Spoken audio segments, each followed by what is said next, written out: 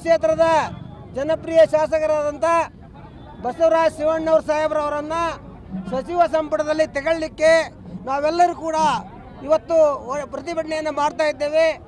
ಯಾಕೆ ಬಸವರಾಜ ಶಿವಣ್ಣವ್ರನ್ನ ತಗೋಬೇಕು ಅಂತಂದ್ರೆ ಅವರು ಈ ಜಿಲ್ಲೆಯ ಹಿರಿಯರು, ಅನುಭವಿಗಳು, ಒಮ್ಮೆ ಮಂತ್ರಿಯಾಗಿ ಅನುಭವ ಇದೆ.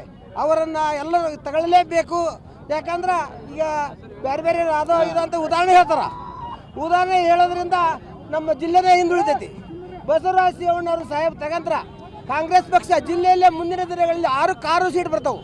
ಅವ್ರಿಗೇನಾದರೂ ನಿಷ್ಕಾಳಜಿ ಮಾಡಿದ್ರೆ ಮುಂದಿನ ದಿನಗಳಲ್ಲಿ ಹೀನಾಯವಾಗಿ ಸೋಲನ್ನು ಅನುಭವಿಸಬೇಕಾಗ್ತದೆ. ಅದಕ್ಕೆ ನಾವು ಸಿದ್ದರಾಮಯ್ಯ ಸಾಹೇಬ್ರಿಗಾಗಲಿ DK ಸಾಹೇಬ್ರಿಗಾಗಲಿ ಹೇಳೋದಂದ್ರೆ ಬಸವರಾಜ ಶಿವಣ್ಣವ್ರ ಸಾಹೇಬ್ರಿಗೆ ಮಂತ್ರಿ ಹುದ್ದೆಯನ್ನು ಕೊಡ್ರಿ, ಈಗ ಜಿಲ್ಲೆಯ ಅಭಿವೃದ್ಧಿಯನ್ನು ಮಾಡಿರಿ, ಕಾಂಗ್ರೆಸ್ ಪಕ್ಷದ ಪತಾಕಿಯನ್ನು ಜಿಲ್ಲೆಯಲ್ಲಿ ಹಾರಿಸಲಿಕ್ಕೆ ಸಹಾಯ ಮಾಡಿರಿ ಅಂತ ತಮ್ಮಲ್ಲಿ ವಿನಯಪೂರ್ವಕ ಕೇಳ್ಕೊಂಡು ನಾವು ಇವತ್ತು ಸಿದ್ದರಾಮಯ್ಯ ಸಾಹೇಬರಿಗೆ DK ಶಿವಕುಮಾರ್ ಅವರಿಗೆ ಮನವಿಯನ್ನು ಮಾಡ್ತಾ ಇದ್ದೇವೆ. ಇದು ಪ್ರತಿಭಟನೆಯಲ್ಲ, ಮನವಿ.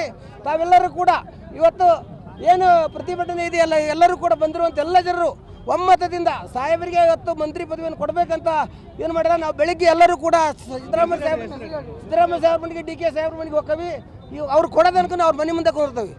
ಈ ಜಿಲ್ಲೆಯ ಮತ್ಸದ್ಯ ರಾಜಕಾರಣಿಯಾದ ಸನ್ಮಾನ್ಯ ಶ್ರೀ ಬಸವರಾಜ ಶಿವಣ್ಣವರನ್ನ ಸಂಪುಟಕ್ಕೆ ಸೇರಿಸಿಕೊಳ್ಬೇಕಂತಂದು ಹೇಳಿ ಬ್ಯಾಡಗಿ ಕೇವಲ ಬ್ಯಾಡಗಿ ಮತಕ್ಷೇತ್ರ ಅಲ್ಲ, ಇಡೀ ಹಾವೇರಿ ಜಿಲ್ಲೆ ಒತ್ತಾಯ ಮಾಡ್ತಾ ಇದೆ. ಎಲ್ಲ ಸಂಘ ಸಂಘಟನೆಗಳು ಸಹ ಒತ್ತಾಯ ಮಾಡ್ತಾ ಇದ್ದಾವೆ.